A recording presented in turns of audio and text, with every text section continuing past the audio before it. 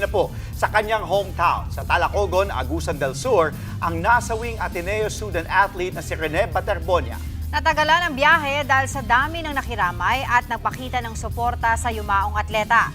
Live mula sa Agusan del Sur, Ania. Sa frontline sa balita si Bril Montalvo ng News 5 Mindanao. Bril, gaano ba katagal inabot itong biyahe?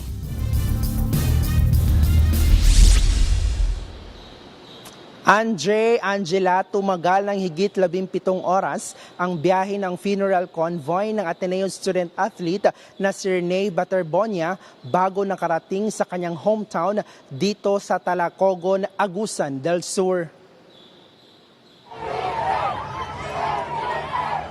Bumuhos ang suporta at pagmamahal sa funeral convoy ni Rene Bobet Baterbonia sa Trento, Agusan del Sur.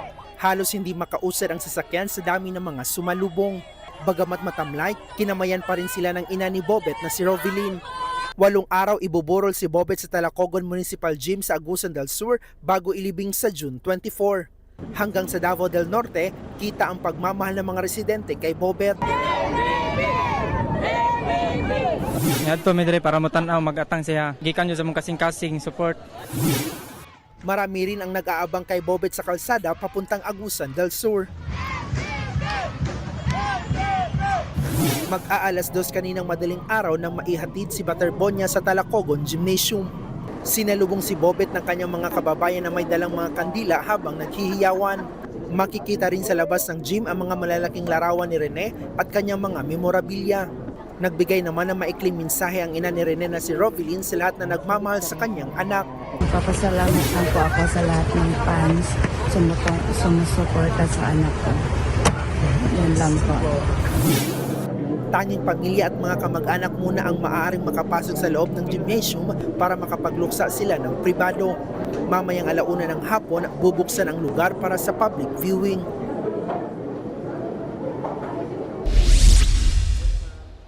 Angela, sa ngayon ay tanging mga kaibigan at kaanak muna ni Rene ang makikita natin dito sa loob ng gym.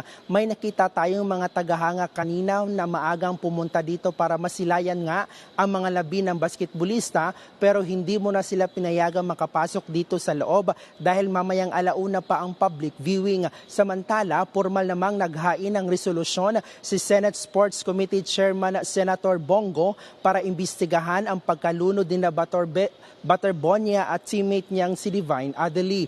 Dapat daw may sapat na safety standards para sa training at team building activities ng mga atleta. Angela.